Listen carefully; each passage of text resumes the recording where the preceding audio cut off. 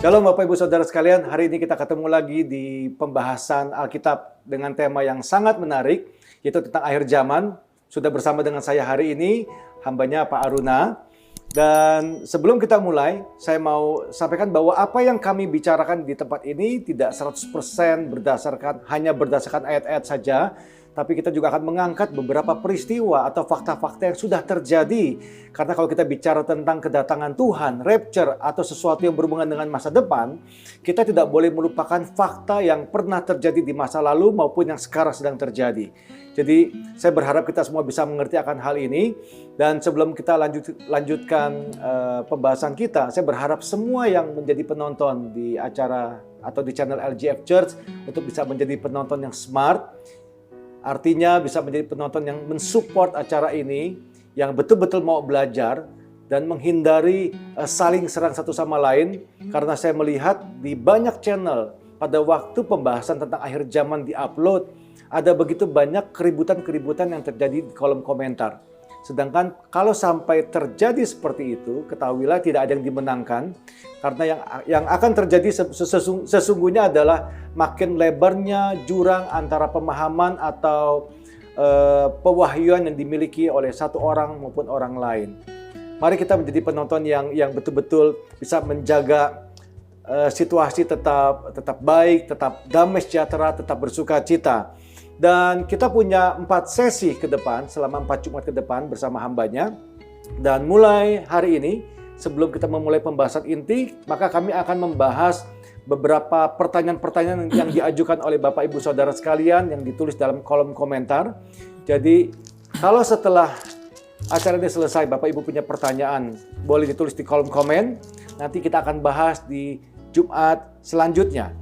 Anyway, hari ini saya kedatangan tamu teman-teman dari GBI Kebon Siri, sebuah channel yang juga lagi hot membahas tentang akhir zaman. Dan ada Vino di sini. Vin, sini sebentar. Kalau nggak orangnya malu-malu, panggil langsung aja ya. Sini Vin. Ada Vino. Salam Vin buat LGF. Yang belum subscribe ya. Namanya apa? Wednesday Bible Wisdom. Wednesday Bible Wisdom. Wednesday Bible Wisdom. Nama channelnya? GBI Kebon Siri. GBI Kebon Siri. Subscribe semuanya. Subscribe. Thank you, Vin. Ya, thank you. Yuk kita mulai bahas pertanyaan pertama, bro ya. Ya. Ada pertanyaan begini. Tentang akhir zaman, kenapa pemahaman orang itu berbeda-beda? Kan ada yang, kalau kita GBI, kita percaya bahwa pengangkatan terjadi sebelum masa aniaya. Ya. Ada lagi yang percaya bahwa di tengah-tengah aniaya, sebagian orang percaya mengalami masa aniaya. Nah, ada pertanyaan beberapa di kolom komen kita di pelajaran terakhir. Kenapa sih bisa beda-beda, kan Alkitabnya satu? Nah, menarik ya? Iya, menarik banget. Yang seru adalah bahwa ini kan cerita yang dimeterai. Tertutup, terkunci dengan penuh banyak simbol. Akibatnya masuklah tafsiran-tafsiran orang. Itu adalah merupakan dasar kenapa sih yang namanya akhir zaman selalu berbeda. Karena ada unsur tafsiran di dalam. Ya, justru unsurnya terlalu penuh. Sedangkan hari ini sebetulnya sudah mulai solve problemnya karena faktanya sudah banyak. Kalau dulu kan tafsirnya banyak, faktanya sedikit. Fakta yang sudah yang terbuka ya. Ya, fakta yang ada di masyarakat, yang ada di bumi sedikit, tapi tafsirnya banyak. Tapi sekarang tidak, faktanya sudah banyak sekali. Jadi bisa melihat, kita bisa menakar, mengukur. Jadi pertama karena tafsirnya banyak dan itu kan terkunci dengan meterai. Tapi yang kedua yang menjadi sebuah perdebatan yang runcing sebetulnya adalah bagaimana membahas soal orang Israel dan Kristen, Yahudi dan Kristen. Apakah, tanda kutip, perlakuan sorga terhadap orang Kristen dan Yahudi itu sama atau berbeda? Itu membuat perbedaan yang tajam antara 3 pandangan tadi. Berarti 3 pandangan tadi berhubungan dengan bagaimana cara orang Yahudi dan orang Kristen melihat tentang kedatangan Tuhan. Betul. Jadi ada berpandangan bahwa Tuhan berbicara tentang kedatangannya kepada orang Yahudi itu dengan penerapan yang berbeda dengan orang Kristen. Karena kita tahu orang Yahudi kan sebetulnya karena menolak Tuhan Yesus, kan dia berkata bahwa tangguhkan darah orang ini kepada kami sama anak kami. Jadi mereka harus menanggung sesuatu di sana. Sedangkan orang Kristen atau Yahudi yang sudah percaya kepada Tuhan Yesus menerima anugerah keselamatan, akan ada sebuah penebusan. Nah, 2 hal ini pertanyaannya apakah ceritanya sama apa tidak. Begitu tidak sama, atau ada yang setengah sama atau sama, nanti endingnya akan menghasilkan pola pandang yang berbeda. Dan ini menjadi pemicu kenapa ada orang yang Betul. meyakini sebelum, di tengah-tengah maupun Betul. sesudah. Jadi kalau berdebat di ujung, itu harus melihat dulu sejarahnya ke depan. Sumbernya. Inilah dasarnya kenapa sebenarnya tidak terlalu mudah untuk membahas akhir zaman. Ya. Tapi kalau di luar orang-orang Yahudi, maksudnya kalau kalangan Kristen sendiri, kan mereka juga terpecah tiga ini kan. Ya, karena pola pandang itu. Jadi kan yang pertama kita bahas yang beberapa minggu yang lalu. Pertama ada yang mengatakan Tuhan itu datang tidak pernah. Jadi amilenial, tidak ada kerjaan 1000 tahun, tidak ada. Amilenium. Ada yang berkata post milenium, setelah 1000 tahun baru ada. Betul. Ada yang premilenium. Itu pun dibagi lagi. Nah, semuanya punya ayat. Kalau saya kasih saran sebetulnya ya, kalau mau kuat-kuatan ayat, semua punya kekuatan. Ya. Saran saya satu, cari saja sebuah posisi, ini teknis nih ya, yang sebetulnya menabrak ayat paling sedikit. Cari posisi yang menabrak ayat. Jadi yang bertentangan dengan ayat paling sedikit. Uh-huh. Jadi yang rasionya paling kecil saja. Nanti kita akan mulai mengerucut pada sebuah titik. Oke. Tapi itu pun susah. Ya. Dan ini dijawab begini belum tentu semua ngerti. Betul. Gitu ya. Betul. Jadi pertama cara pandang tafsirnya penuh sekali. Kedua pola pikir terhadap kekristenan dan Yahudi hubungan itu. Yang terakhir adalah ya saran saya kalau mau cari ayat jangan cari yang menguatkan kita, nanti menjadinya saling berat sebelah dong. Berat sebelah. Berat sebelah. Jadi kalau Anda mengambil sebuah posisi, pastikan posisi Anda itu adalah sangat sedikit untuk bertentangan dengan firman Tuhan. Dan di atas itu semua yang paling penting adalah kita fokus kepada diri kita sendiri, kita siap, sehingga pada waktu Tuhan datang, itu yang paling penting. Itu yang paling penting kan? Iya. Perdebatan ini cuma memuaskan keinginan otak dan pengetahuan. Iya, itu di komen juga ada tuh masuk gini. Kalau katanya ini jangan fokus ke soal ke rapture, kenapa dibahas di channel ini? Lah, permintaannya banyak ya. Yang kayak begini-begini nih, kita waduh. Ada orang yang Gimana? perlu dipuaskan ketidaktahuannya, baru dia bisa memahami. Kan pendekatannya beda-beda ya. Iya. Ada orang yang mau ngerti dulu, ada yang mau belajar dulu, menakar dulu, baru dia mau melakukan. Betul. Kan tidak semua orang langsung taat seperti itu. Ya, kita Dan yang mau belajar juga banyak kan? ada yang memang untuk di pembelajaran makanya diupload di channel ini. Iya. Semoga bisa menjawab ya, Bapak Ibu Saudara sekalian. Nah, pertanyaan kedua. Tunjukkan rapture yang akan terjadi sebelum masa aniaya berdasarkan Matius 24. Ini seru. Saya harus kembali menyampaikan cerita ini. Dari kitab PL dan PB, semua hamba Tuhan, nabi siapapun, termasuk yang di PB, tulisan dari 4 Injil, termasuk Paulus, Petrus, Yakobus, Judas, di Timotius, Filemon, semuanya, Titus, semuanya, seluruhnya termasuk Tuhan Yesus yang ada di Alkitab. Tidak seorang pun hamba Tuhan yang ada di sini bercerita rapture secara eksplisit. Ya, betul. Saya nggak bilang implisit ya, eksplisit. Ya, secara terang-terangan nggak pernah ada yang bahas juga. Betul. Termasuk saya mau cerita, mau katakan kembali kepada yang menanya ini. Carikan saya di Matius 24 tentang pengangkatan sebelum aniaya. Carikan di Matius 24 pengangkatan sebelum aniaya. Ya. Saya mau kembalikan. Carikan saya juga cerita pengangkatan setelah aniaya atau di tengah aniaya di Matius 24. Jawabannya semua sama-sama tidak ada. Memang nggak ada. Dari seluruh isi firman Tuhan ini, hanya ada satu orang yang membahas rapture dengan eksplisit. Masalahnya, dia cuma menulis di 2 tempat. Sah, Pak? Sah. Karena kita berkata, dengan keterangan 2-3 saksi, perkara sah. Paulus adalah satu-satunya yang mengajar rapture secara lengkap dan detail. Hanya ada di 1 Korintus 15:50 dan 1 Tesalonika 4 ayat 13-17. Di luar itu, tidak ada yang eksplisit. Kalau implisit banyak, begitu. Nah, tapi pada akhirnya bisa sampai pada sebuah kesimpulan berdasarkan orang mengumpulkan bukti-bukti, fakta-fakta kejadian Jadi yang ada. tidak bisa berdasar pada satu perikop, apalagi Matius cuma pasal 24. Iya. Oh, tidak bisa. Karena ayat pendukung juga banyak Betul. membahas Betul. di tempat lain. Daniel, Wahyu, Utama. Matius 24 kita ambil karena itu adalah ucapan langsung dari Tuhan Yesus yang menjadi pokok penting. Iya. Tapi ngomong-ngomong sampai hari ini masih banyak yang belum bisa bedain antara rapture sama second coming. Ya, ini juga Ini bikin menarik. bingung, ya kan? Iya dong. Jadi ada 2 peristiwa pengangkatan dan Tuhan datang kali yang kedua. Ini dua peristiwa Dua berbeda. peristiwa berbeda. Bisa kejadian di waktu yang sama. Sorry, gimana? Pengangkatan. Pengangkatan dan Tuhan datang kali yang kedua. Ya, Dua peristiwa berbeda. Tapi bisa terjadi di waktu yang sama. karena kita nggak pernah tahu. Jadi jangan berpikir kalau satu waktu yang sama hanya ada satu kejadian. Tidak. Tetap dua kejadian. Bisa berbeda waktunya, bisa sama dekat waktunya. Nah, yang sama itu yang disebut dengan nama historic pre-millennium alias post-tribulation rapture. Pusing lagi nih. Iya, pusing. Iya, pusing mulai. Tapi gampangnya gini ya, kalau pengangkatan, kita Ya. rapture. Ya. Tuhan tidak menjajakan kaki di Betul, bumi. betul. Kita yang dijemput Naik ke atas. Ya. Tapi kalau Second coming, Tuhan injekan kaki di Bukit Zaitun. nah, Itu oke, saja bedanya. iya. Mungkin karena banyak yang rancu di situ. Iya. Ya. Oke, kita mulai pembahasan utama kita hari ini. Jadi begini, kalau kita bicara tentang akhir zaman, dari kecil nih, Ya. udah dengar tuh yang namanya Illuminati, Oh, seru ya. Freemason, Rockefeller. Waktu dulu SD juga sempet tuh, ada dari gereja diumumin, jangan pakai produknya Illuminati, PNG. PNG, ya. Rejoice. Udah dipakai, katanya kita ngasih untung sama Ya. gereja setan. Ya. Itu beritanya rame kan. Ya. Terus zamannya barcode dan lain-lain. Itu SD. SD. Saya bisa tebak usianya loh, Pastor. Iya memang. Kita ini ada yang komen kita dipanggil ajusi. Ajusi. Ajusi. Om. Om. Kurang ajar. Masa kayak gini dipanggil om. Ya, tapi cocok. Nah. Iya. Baik lagi ya. Jadi Freemason, Illuminati itu kita banyak dengar. Ya. Tapi kan nggak banyak yang ngerti. Oke. Mereka ini siapa? Kenapa Ya. mereka bisa terkait dengan akhir zaman dan juga tentang bagaimana mereka punya sepak terjang itu bisa menguasai dunia. Jadi bagi dong ilmunya dikit hari ini dijelasin. Jadi satu-satu. begini, orang Yahudi itu kan sudah membangun konstruksi itu abad keberapa coba? Kita punya Borobudur abad ke-8 baru dibangun.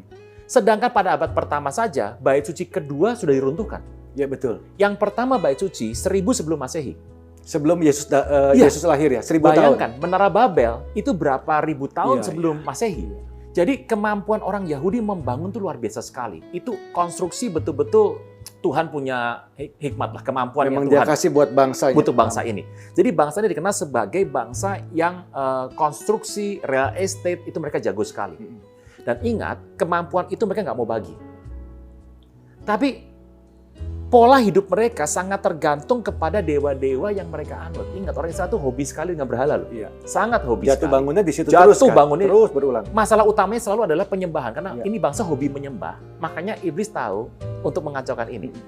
Nah, jadi pada tahun 37 Masehi itu dibuatlah sebuah kelompok supaya kemampuan mereka membangun itu jangan sampai keluar ke bangsa-bangsa lain. Eksklusif ini sifatnya. Eksklusif sekali. Dan mereka membentuk sebuah kelompok sangat sederhana sekali yang diberikan nama kelak dengan nama Mason Mason. atau Freemason. Artinya kan tukang batu yang bebas. Ya. Yang Macon Jadi- bahasa Prancis itu ya. Ya, Tukang jadi batu. Mason itu tukang batu artinya Freemason bebas. Ya. Jadi kerjanya apa? Ya saya mah orang bebas lah gitu. Nah, kemudian orang Yahudi kita tahu masuknya Titus menghancurkan bait suci kedua itu abad pertama tahun 70. Israel terpecah ke bangsa-bangsa. Sebelum itu kita tahu pada zaman-zaman dulu terbuang ke bangsa-bangsa. Lalu nanti masuklah bangsa Romawi masuk, Israel mulai terbuang, masuklah bangsa Ottoman, Turki, Israel mulai terbuang, dan saya percaya kalau Bro Pastor itu pergi ke luar negeri pengen pulang ke Indonesia. Iya, dong. Kalau pergi keluar kota pengen pulang ke Jakarta, Iya. apalagi bakminya enak. Iya. Tapi orang Yahudi kalau pergi dibuang nggak punya rumah.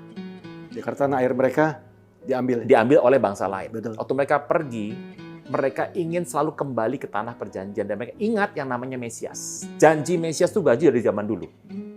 Nah, masalahnya adalah waktu mereka pengen kembali, mereka dibuang di bangsa-bangsa, mereka itu sedih sekali. Tapi ingat, bangsa ini punya satu kekuatan. Hikmatnya luar biasa, pinter. Dan mereka berusaha untuk membantu di mana mereka terbuang. Eropa adalah tempat di mana mereka lari. Tempat terbanyak Eropa. Suriah naik ke atas. Ke Eropa, ke Perancis, kemudian ke Inggris, Belanda. Mereka pergi ke Italia, Rome. Di sanalah mereka berkembang biak. Pada waktu bangsa ini mulai tercerai berai. Ya, diaspora namanya. Iya, iya, Tercerai-berai pergi semua. Tapi mereka semua punya konsep yang sama. Mereka pengen kembali, punya tanah lagi. Mesias harus datang. Apa yang mereka buat? Dengan kepintaran mereka, mereka membantu rejim setempat. Ingat, zaman itu zaman perang. Eropa suka sekali perang, menjajah Inggris kemana-mana, Prancis menjajah kemana-mana. Jadi kita bicara abad keberapa atau perang dunia ke-1, 2? Ini adalah perang Prancis Inggris. Jadi udah lama mereka tuh terbuang, di bangsa-bangsa terbuang, terus mereka dihina, dibuang. Tapi ingat, karena mereka membantu rejim, kemampuan mereka dipakai untuk perang dan berhasil, rejim itu memberikan mereka reward. Oke. Nah, sampai salah satu peristiwa terjadi, yaitu perang Inggris dan Prancis. Napoleon Bonaparte melawan Sir Wellington. Seru ini. Kita tahu bahwa Napoleon itu bisa menjajah kemana-mana. Ingat, Napoleon pernah menjajah Belanda. Dan Belanda pernah menjajah Indonesia. Jadi Belanda adalah negara penjajah yang terjajah. Ya. Makanya dikeruk habis dari Indonesia, dibawa untuk serahkan kepada siapa? Napoleon. Oke. Napoleon dalam perkembangannya dibantu oleh Yahudi. Makanya Waktu lagi masa-masa perang itu. masa dia ekspansi itu mereka dibantu oleh Yahudi. Dan ingat, di tempat di Inggris, di Eropa, rejim-rejim itu dibantu oleh Yahudi. Rata-rata semuanya. Ya, karena pintar sekali. Ide-idenya, alat-alat perang, termasuk Perang Dunia Pertama, Inggris sangat berhutang budi sama orang Yahudi. Kenapa? Karena persenjataan bom hari itu. Oh iya, itu Betul tahu. ya? Jadi bom itu dibikin orang Yahudi Ya, ambil. Yahudi. Itu yang menjadi pemicu Israel diberikan ke. Ya, perjanjian Balfour. Iya, betul. Ya, betul. Nah, saya kembali tadi cerita tadi ya. Setelah mereka dalam kondisi mendapat privilege, mereka mulai mengumpulkan uang. Ada satu bisnis yang mereka kuasai, bank. Bagaimana cara menjadi kaya tanpa harus taruh duit banyak-banyak dan invest banyak-banyak? Bikin bank. Makanya jangan kaget pada masa tight money policy, pada zaman Menteri Keuangan Ali Wardana, zaman Orban nih, dibuka keran untuk buka bank banyak-banyak. Bank dibuka, ekonomi maju. Jadi bank itu adalah konsep mereka. Ada seorang bernama Mayer Amschel Rothschild, seorang Jerman, Yahudi Jerman. Dia itu dikasih kepercayaan ngelola duitnya pemerintah. Pemerintah siapa? Dia ada di Jerman. Yahudi Jerman ini ada di Inggris. Oke. Jadi dia ngelola uang itu. Dikasih mengelola uang kerajaan Inggris. kerajaan Inggris. Dia pangkat nggak tinggi lah. Dia cuma wakil kayak menteri keuangan lah. Tapi dia jago sekali. Dan ini yang luar biasa, duitnya banyak. Apa yang dia buat? Dia punya anak 5. Rothschild ini. Rothschild. Mayer Amschel yang pertama. Iya. Punya anak 5. Di situ kendali kegiatan dia diserahkan kepada anaknya bernama Nathan Rothschild. Yang kedua, dia suruh anaknya bernama Jacob Rothschild atau James Rothschild, James sama, untuk mendukung Napoleon. Oke. Dia bagi resiko. Anak yang satu mendukung Inggris, satu mendukung Napoleon. Peranglah bangsa ini. Siapapun yang menang, Ya, dia Rothschild yang menang. yang akan menang. Dan cara mereka untuk menguasai saham bagus sekali. Diizinkanlah dia punya saham kecil perusahaan Inggris. Dia jual di pasar. Zaman dulu belum ada yang namanya WA, belum ada yang namanya Telegram, belum ada Instagram. Jadi kalau keluarga ini menjual saham, orang berpikir Inggris kalah dong. Ya. Jadi waktu Inggris menang, dia menjual saham Inggris. Harga sahamnya jatuh karena orang berpikir Inggris kalah. Semua orang ikut menjual saham dengan harga murah. Dan dia beli kembali saham itu semuanya. Ternyata yang menang adalah Inggris. Hari itu saham Inggris dimiliki mayoritas oleh keluarga ini. Kekayaan inilah membuat dia bisa mendanai orang-orang Yahudi yang ada di Eropa. Jadi kejadian begini istilahnya nipu orang banyak menggunakan pengaruh mereka yang begitu besar terjadi pasti sekian kali berulang kali. Dan ini sampai hari ini pun dipakai. Sampai hari ini? Ya. Jadi cara terbaik untuk menjadi kaya raya sebuah negara itu adalah mencetak uang tanpa dukungan emas. Ya. Jadi bisa bayangkan, saya harus buka saja bahwa Anda boleh cek semua bank sentral di dunia, termasuk APBN, coba lihat yang namanya emas dan jumlah uang tercetak. Kan uang itu ada M1, ya. M2, M3, kan begitu. Ini jumlahnya naik terus nih. Padahal emasnya nggak nambah-nambah loh. Berarti kan ini cetak uang terus. Ya. Itu yang dibuat oleh keluarga ini, dasar pertama. Itu Yahudi sekali pola pikir itu. Dan ingat, mereka orang yang pengen kembali, berharap Mesias datang, tapi hatinya tidak suka sama Tuhan Yesus. Ya. Nah, apakah mereka ini berhubungan dengan Freemason tadi? Ya.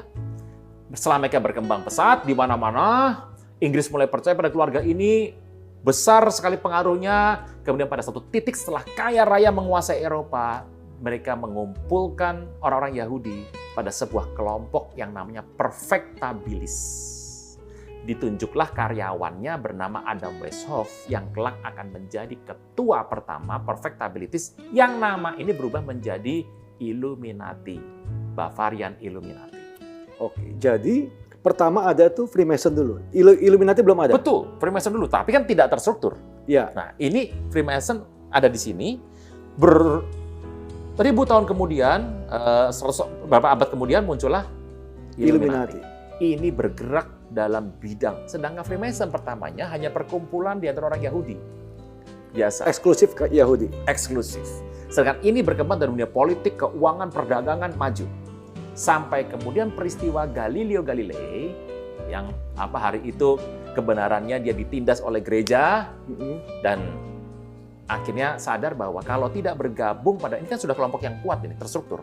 Dan ini Yahudi juga, kenapa ada dua? Ini kemudian bergabung, bukan melebur ya, tetap ada, bergabung jadi satu dalam kegerakan. Illuminati ini. Ya, Freemason banyak bicara mengenai politik, pemerintahan, politik. Mereka masuknya ke area-area Ya, pemerintahan. sedangkan kalau Illuminati di dunia entertain, pendidikan, keuangan, banking, bisnis, termasuk spiritual. Jadi boleh dibilang Freemason tuh pegang kekuatan utama negara. Detail-detailnya urusan Illuminati ini yang masuk. Kita nggak pernah tahu yang namanya kekuatan ini dan bagaimana pola pembagian orang-orangnya, pembagian tugasnya kita nggak pernah tahu. Tapi ini eksis dan mereka bukan tipe yang sembunyi-sembunyi. Orang berpikir secret society. Tidak. Mereka buka Dibilang ceritanya. secret, yang tahu juga banyak. Banyak. Dan Sampai ada tanda-tandanya juga banyak terjadi. Iya. Tapi kuat mana sih antara Freemason dengan Illuminati? Eh, Kira-kira aja, kira-kira. Sulit diomong kayak begini saja. Mana lebih kuat pengaruh terhadap anak Bro Pastor? Bro Pastor atau istri? Itu kayaknya istri. Kayaknya istri. Semua juga istri lebih kuat rata-rata di sini kan? Kan penolong ya. Penolong, iya. Jadi itu Tapi dua, sama kuat ya, kita susah nggak ya. bisa.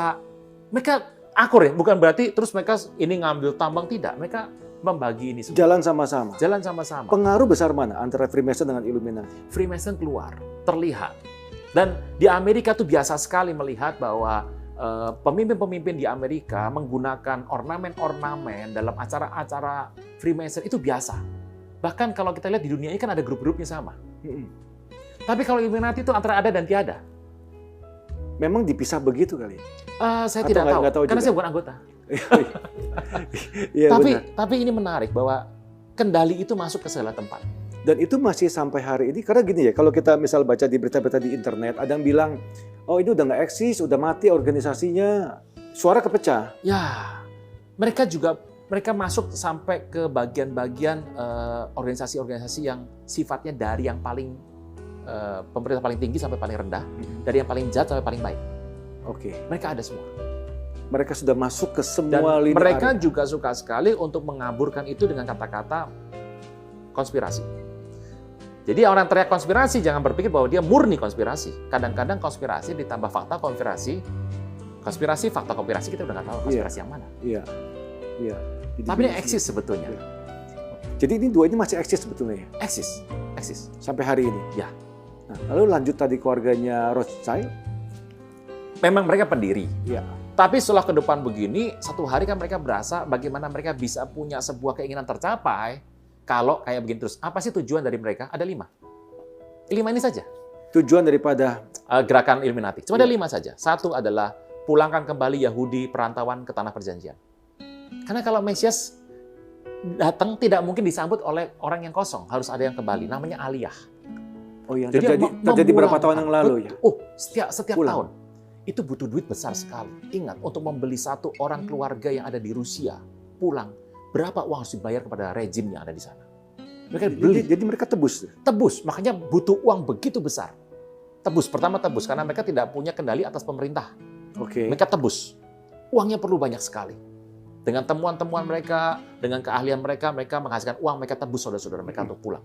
Hebat ya pikir-pikir. Yang kedua, kalau sudah pulang tentu saja perlu rumah toh. Pembangunan pemukiman harus jalan. Makanya lihat bangsa ini kalau bangun cepat sekali. Yang kedua adalah kalau sudah pulang, tetangga pasti nggak suka dong. Angkatan perang harus bagus. Di Timur Tengah siapa paling kuat? Iya. Ya. Iya. dan harus menguasai. Ketiga adalah bait suci harus ada. Dan ini adalah pola mereka. Yang keempat, Mesias tidak mungkin datang kalau dunia belum satu pikiran. So mereka buat yang namanya adalah one world government, one world order. Poin kelima itu ini mendasari yang namanya one world order. Betul, yang inilah yang kemudian yang orang melihat rasakan ya ini. Ini kan dilihat saja nih 1, 2, 3, 4 ini. Tapi yang kelima inilah yang menyebar tanpa orang bisa detect sebetulnya. Berjalan dalam kegelapan. Nah, apa yang mereka mau ajarkan tentang Mesias? Poin kelima, one world order. Jadi mereka tahu bahwa satu dunia itu harus punya satu konsep pikir yang sama. Karena kalau mereka masih ada yang menentang segala macam, Mesias belum mau datang. Karena konsep Mesias mereka sama kita beda loh. Iya. Kalau kita kan adalah Mesias itu datang menjadi penolong. Betul. Kalau buat mereka itu raja. Siapkan tatanannya bagus semua, baru raja mau muncul. Makanya mereka menolak Yesus Ya, kan. betul. Karena tampilannya tidak seperti raja. Mesias orang Yahudi diyakini oleh orang Yahudi ada dua. Pertama Mesias bin David, yang kedua Mesias bin Joseph. Ini kapan-kapan aja ya, Iya. bisa pusing kita. Bin David, anaknya David, Ben David atau Ben David, Joseph. Ben Joseph. Setelah perkembangan mereka mengembalikan ini ke tanah perjanjian, kemudian mereka ingat, kan selama ini mereka ada di Inggris. Inggris itu kan hari itu dikuasai oleh Raja Inggris dan Katolik, Iya. Anglikan. Jadi bagaimana supaya mereka bisa bebas punya keinginan? Mereka harus keluar dari Inggris. Bersama-sama 13 koloni, mereka mencari daerah baru yang namanya Amerika. Sorry sebentar. Yang mau keluar dari Inggris ini siapa? 13 koloni bersama-sama memisahkan diri dari kendali Inggris. Mendirikan sebuah negara baru yang namanya Amerika. Oke. Dan ingat, Illuminati dibuat 1 Mei 1776. Sedangkan Amerika kemerdekaannya 4 Juli. 2 bulan saja setelah itu. 13 koloni ini masuk mendirikan Amerika yang basicnya adalah Kristen. Beda, karena ingat zaman itu Kristen dengan Katolik itu punya sebuah jurang yang besar. Musuhan. Tetapi dasarnya adalah masih Alkitab. Mereka memisahkan diri, kemudian mendirikan negara Kristen yang namanya adalah Amerika. Makanya dalam bentuk uang di Amerika, uang dolar di Amerika, itu penuh dengan gambar 13. Kenapa? 13 koloni yang dulu ada di Amerika. Nah, 13 ini juga mendasari dari 13 keluarga besar yang mendasari pendanaan dan pendirian dari Illuminati. 13 koloni ini menjadi cikal Angka 13-nya diambil ya, bukan orangnya. Iya. Jadi 13 koloni ini, kenapa 13 sih? Kenapa nggak yang jumlahnya lain sih? Iya. Karena sebetulnya pendiri dari Illuminati itu ada 13 keluarga garis keluarga darah yang mereka menyatukan diri untuk membentuk, mendanai, dan memulai pendirian 13 keluarga. Dan masih eksis sampai hari ini 13. Beberapa namanya eksis, kita sering dengar, tapi beberapa juga kita tidak dengar. Contoh satu aja. Bro Pastor pakai bolpen Dupont nggak nih? Keren ya? Belum nyampe. Tapi satu hari bisa Tapi tahu tuh mahal banget itu. orang taunya Dupont itu adalah ballpoint. Betul. No, Dupont itu adalah fiber optik. Oh, fiber optik. Fiber optik dunia. Dupont. Penguasaan itu adalah Dupont. Bukannya Ballpen. oh gitu ya? Itu ballpen itu cuma ya remah-remah kecil saja. Baru dengar nih. Ya, Dupont. Oke. Jadi pernah dengar lagi, ya ada tau lah keluarga Kennedy, Iya. terahnya ada semua, itu adalah keluarga mereka. Salah satunya ya, termasuk keluarga raja-raja Inggris, darahnya Merovingian. Itu kan di Inggris kan saudara semua itu. Belgia, Belanda, Inggris tuh, itu kan saudara itu. Nikah terus sepupu segala macam, mendirikan. Jadi keluarga ini yang pada akhirnya mereka tuh boleh dibilang menguasai Amerika. Sampai hari ini dong pasti sepak terjangnya. Ya, tapi kan ada yang muncul dan tidak. Karena keturunan kan banyak begitu. Ada yang muncul dan tidak. Dan ini sebabnya kenapa bank sentral di Amerika itu terpisah dari negara Amerika ya? Bank sentral di Amerika dan Eropa itu milik swasta Yahudi. Sorry, bank sentral di Eropa. Amerika, Fed, the Fed, dan beberapa di Eropa. Kalau di Indonesia kan BI itu milik pemerintah Indonesia. Betul. Bank of Philippines milik pemerintah Filipina. Ya. Jepang juga begitu. Tapi tidak untuk yang negara-negara yang dibangun dengan dasar oleh grup keluarga ini. Fed itu bentukan swasta. Jadi Fed itu mencetak uang dolar. Pemerintah Amerika menyewa uang itu. Ya. Karena nyewa harus bayar bunga dong. Iya. Jadi pada Amerika membayar bunga kepada The Fed. Anda bisa bayangkan. Dan itu. sampai hari ini ya? Yes, sampai hari ini.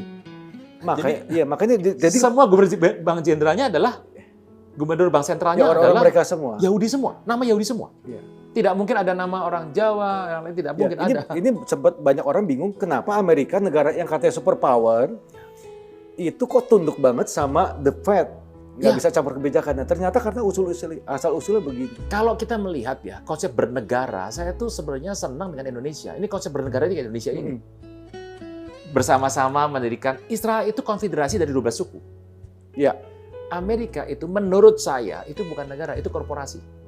dari 13 tadi. Ya.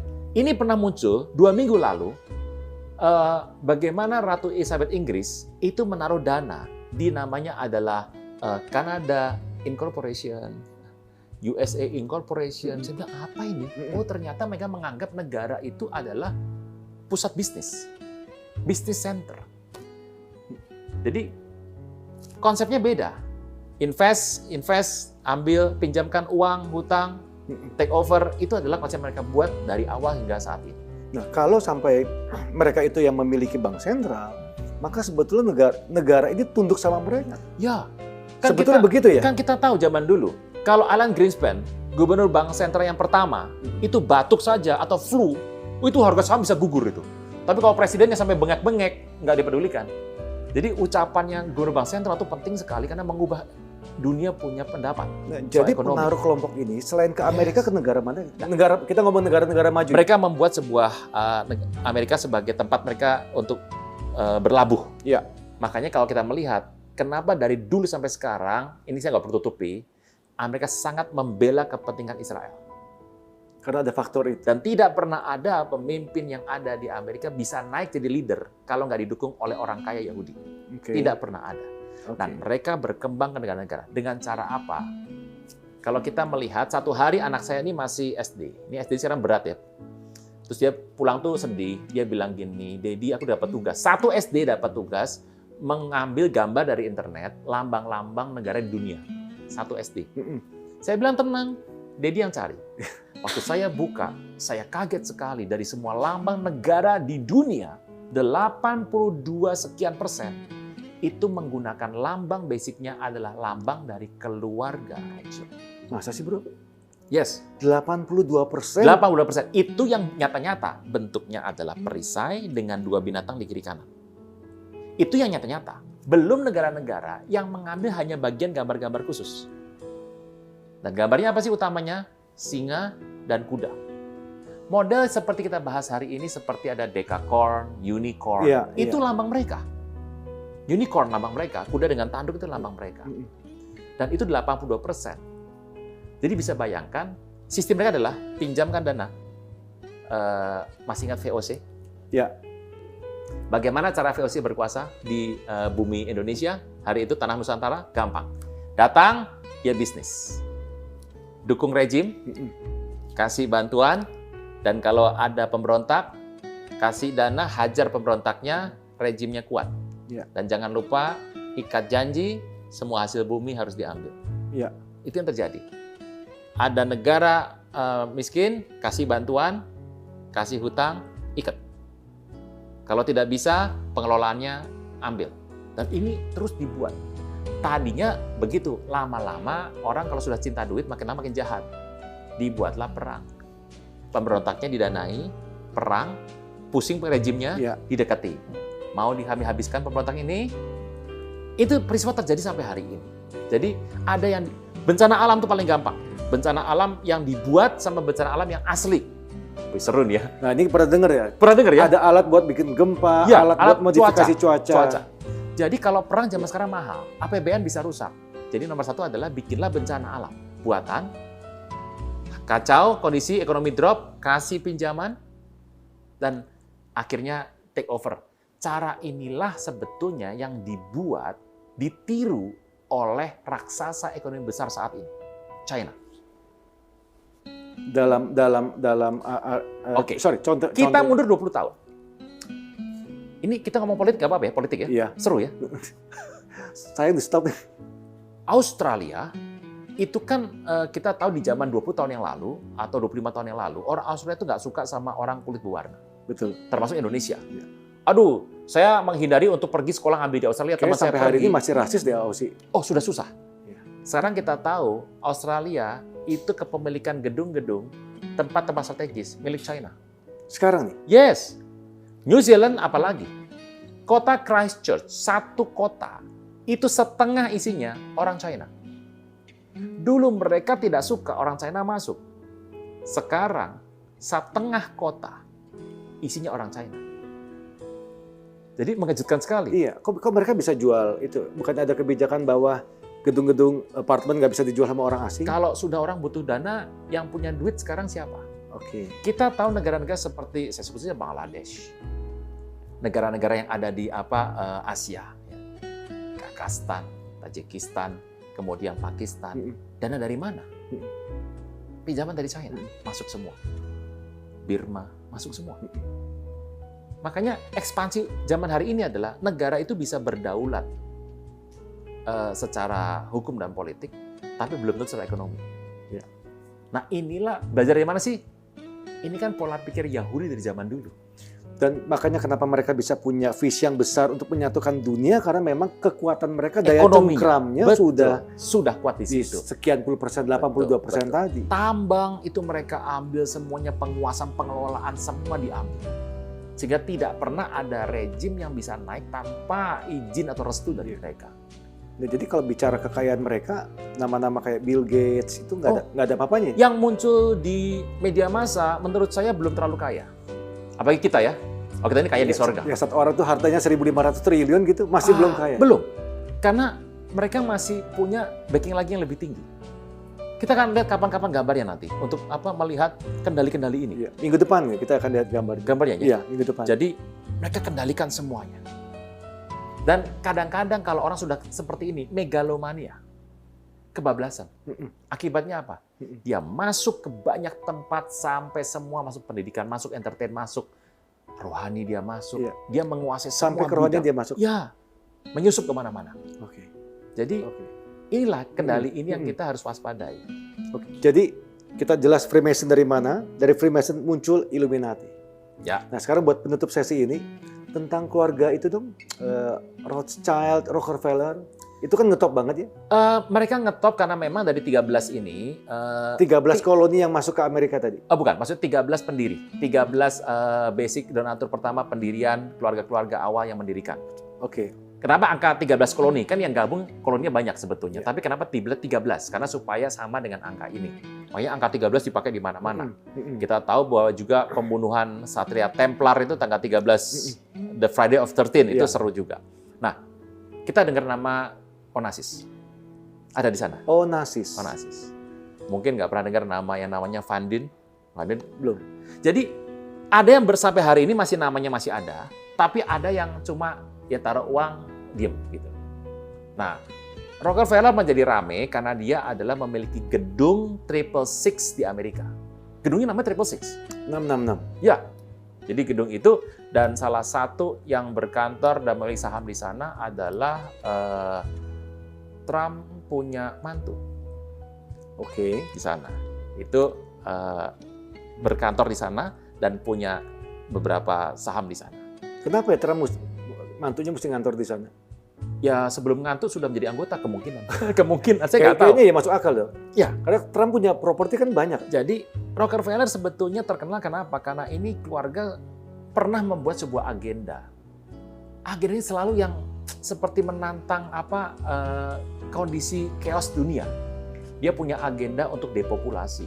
Ini orang terlalu banyak di muka bumi. Jadi orang ini tidak boleh terlalu banyak, harus jumlahnya diturunkan sampai tingkat tertentu. Bisa bayangkan seorang keluarga kaya yang punya duit seperti itu, punya agenda seperti ini dan dibocorkan. Kemudian kita juga mengerti karena memang kendali bisnis dari keluarga-keluarga lain. Iya. Tapi ini banyak sebetulnya. Cuma yang memang terkenal yang kita dengar ya dua ini, tapi kan masih ada yang lain. Iya. Dan ini masih eksis juga, mereka punya Termasuk kinerja sampai hari. COVID-19 itu ceritanya kan didahului dengan cerita agenda Rockefeller. Bukan yang dari pernyataan Bill Gates soal Bill Gates. sertifikat digital. Ya, Biggest pribadi dia berbicara, sertifikat digital yang tahun ini, tapi agenda ini untuk depopulasi sudah pernah bocor di beberapa waktu yang lampau. Angka berapa sih menurut mereka tuh jumlah penduduk yang aman di muka bumi? Ngeri loh. Kita sekarang punya sekitar 7,2 miliar. Iya. Saya nggak tahu apakah sudah berangka 8, katanya belum. Jadi mungkin 7,8 lah sekarang. Ditambah kematian-kematian yang lain segala macam, kita ambil roughly lah 7,5 gitu ya. Katanya paling bagus untuk semua sehat luar biasa, jadi orang bisa berumur panjang tanpa polusi. Cuma sekitar 500 juta. Serius?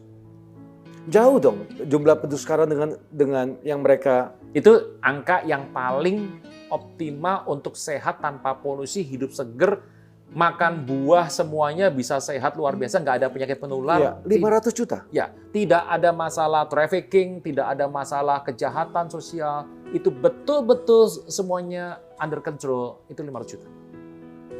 Setengah miliar. Iya. Nah, lalu kalau sekarang penduduk dunia sekarang sudah 7 miliar lebih? Ya, muncullah bencana-bencana kayak gitu. Angka ini tidak disembunyikan, dibuka terang-terangan di Atlanta, Georgia. Dalam sebuah plakat dibuka. Anda bisa dapatkan gambar. Tapi kalau plakat-plakat gitu bisa nggak sih? Maksudnya apakah memang itu memang dinyatakan seperti itu atau memang... Karena ini orang Yahudi ya.